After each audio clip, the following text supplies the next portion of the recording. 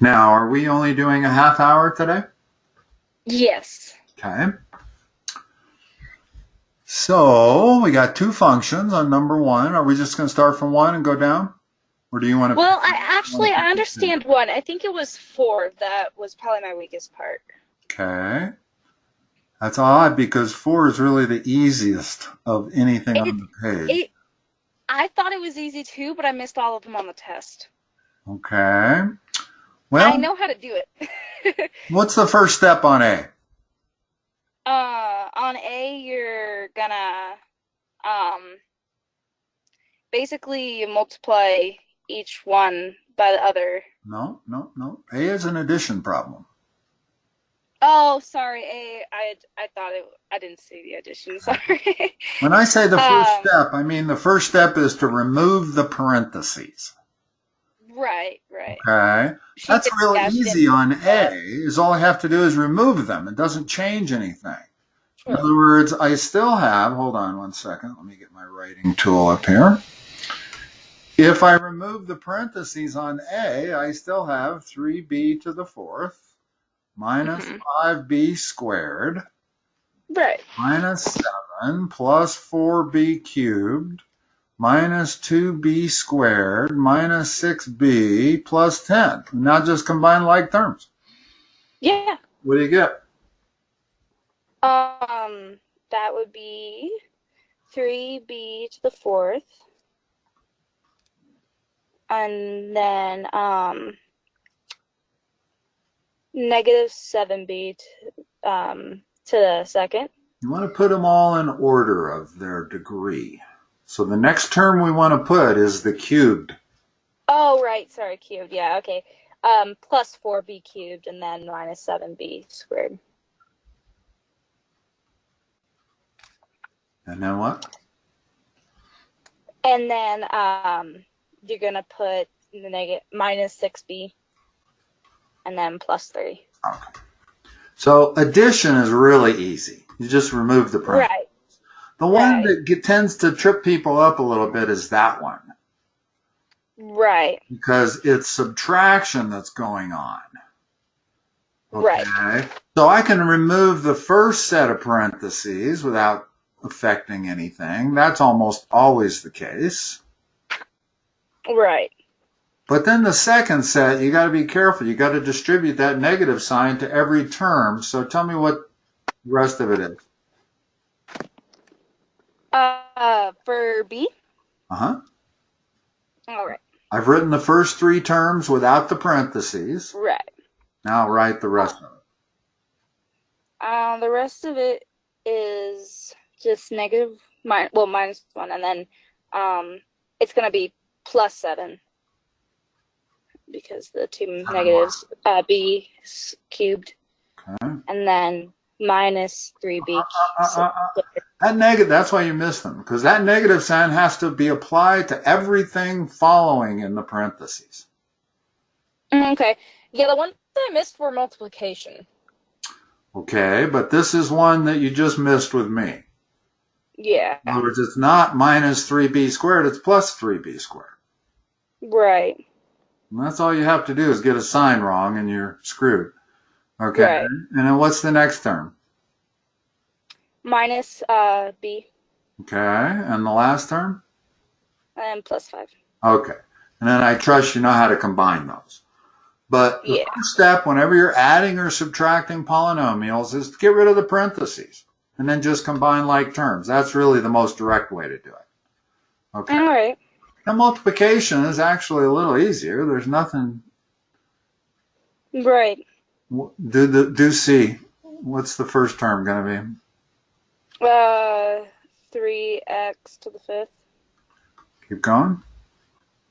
and then minus 7x to the third, Uh-huh. then plus 4x to the second. Okay. There don't seem to be any problems there. Let's look at D, as in David. Let's multiply this binomial here. I'm going to write it out just to make it a little All bigger. right. So we're multiplying a binomial times a trinomial. Notice that Right. FOIL doesn't work on this, Mhm. but every term by every term does. So start Mhm. on your left, take the first term, multiply it by all three terms on the other, and then go back Yeah. and pick up the second term. So what is that? What do you get? You're gonna get 2x cubed, and then negative 9x squared, Okay. and then plus 13x. Okay. And then for the next term, you're going to do negative 10x squared. Okay. And then it would be plus 45x. And then minus 65. Uh-huh. Now, whenever you're multiplying 5 times 13, you don't need to be able to do that in your head. You can do that on a calculator. Right. Right. What you want to be able to do in your head is single-digit stuff Right. with perfection, okay? And I'm not going to ask you to simplify that. I trust you know how to do that at this point. Yeah. We just simplified a couple of others, so let's go down and look at another one. So you just handled perfectly addition, subtraction, multiplication, and multiplying a binomial times a trinomial. Awesome. Okay? Okay. So let me look at number 5. Is all that synthetic division your stuff? Yeah. Yes. Okay. Let's make sure you did it correctly. Okay, when you are dividing it by x minus 3, what goes in the box is the actual 0. And if x minus 3 is a factor, then the actual 0 is 3. So what goes in the box is usually the opposite sign of what that factor is. Okay, 1, 3, 1, 3, 1. Let's see, we don't have any dummy variables. We've got 1, 2, 3, 4 plus a number, okay? 1, 3, 1. That's kind of weird, isn't it? Yeah. And this 0 is required for x minus 3 to be a factor of that. In other words, we got a 0 remainder. What do we get as an answer? For, you mean the remainder or as the No, whole? if you look at those 4 numbers right there, what does that mean? That's actually your result. That's your quotient. Right. You just plug it into the x's above. Okay, but I see a lot of negative signs there. Why? They're not negative. I don't know why. I think I meant to put positive. I don't know why I put that negative. X squared plus x squared plus x plus 1. That's how you translate that to the polynomial. You just add the variables back in. Notice with synthetic division, it's the same as long division, only we're using the negative of the number, and we've eliminated all the variables, and the fact that we're using a positive 3 instead of a negative 3 means we can add instead of subtract. And that's why it's so superior, is because addition is always much, much easier than subtraction. Right. Okay. Let's see, do we have anything? I'm confused on 6. Okay. Let's see if I can scroll that up a little bit to see it a little better. Yep, I can. Okay, one thing you have to remember. All of math, this is very important, and most students don't remember it. I'm not quite sure why. If you have a function, what is true about the x-intercepts? What's true about y?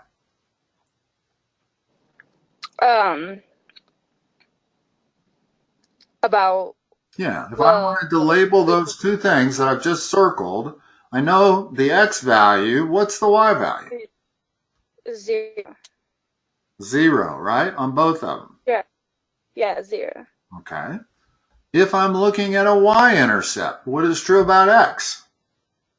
0. Okay, that's the key thing. X-intercepts, Alright. y is 0. Y-intercepts, x is 0. Well, if I look at this Okay. function down here, if x is 0, what's the y-intercept?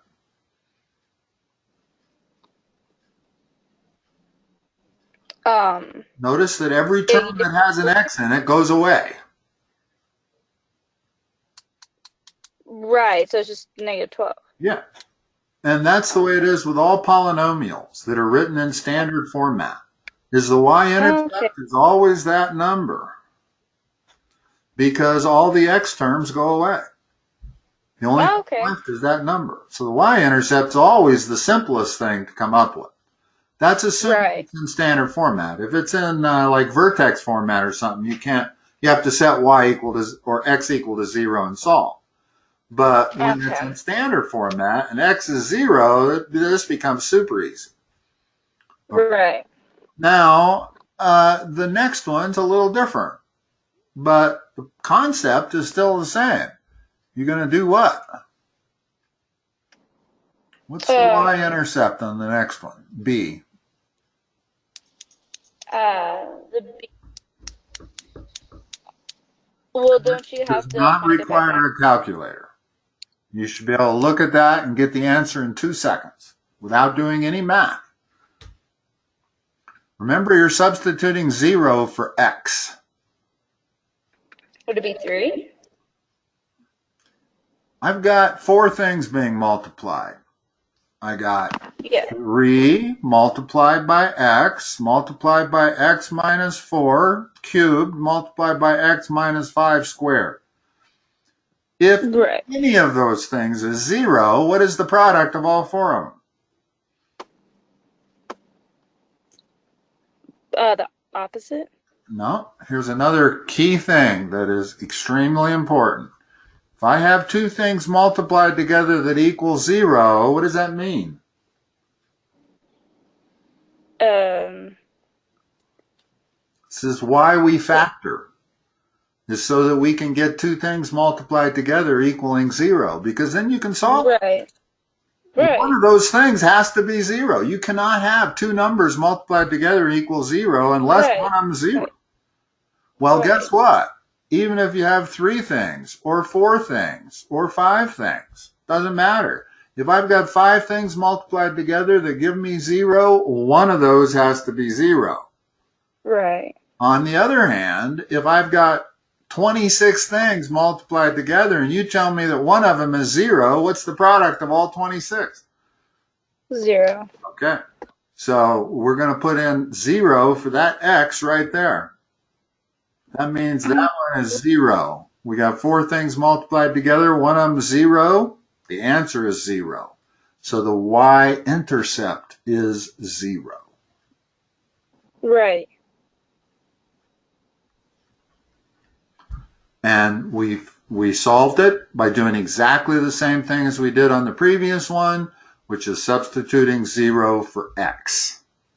Right.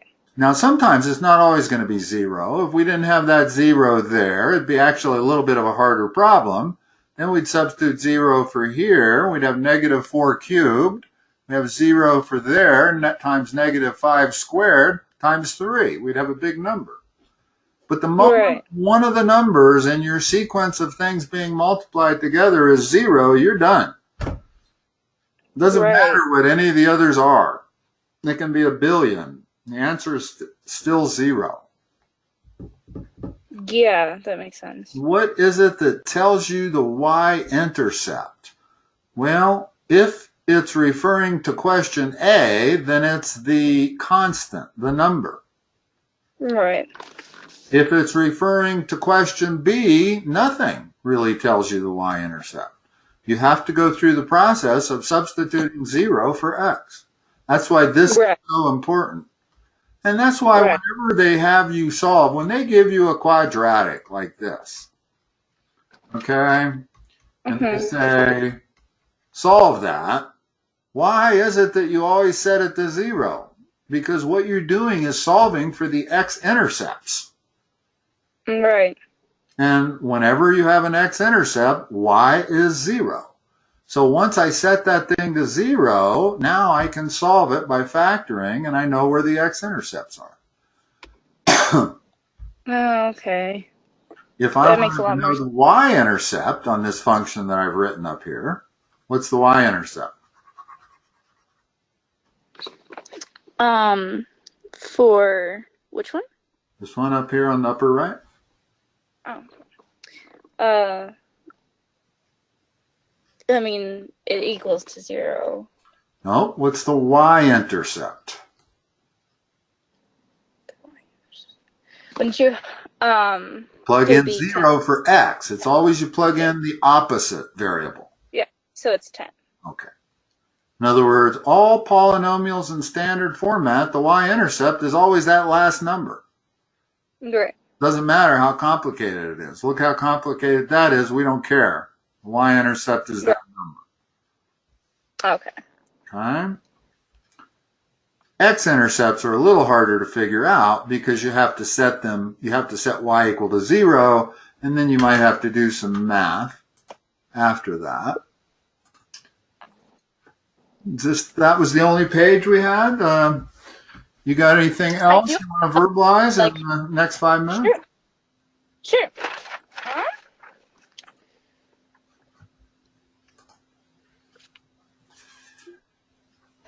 How about graphing piecewise functions? Graphing what? Piecewise functions. Okay, give me one.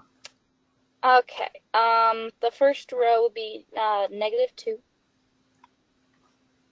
x plus 1. Hold on. When you're describing a piecewise function, I'm going to describe it like this. F of x Right, equals. Then the bracket. What's the top row say? -2x plus 1. What is that domain? In other words, what follows is really the most important part. Right. And then comma x is less than or equal to 2. Okay. What's the next row? 1/2 x plus 4,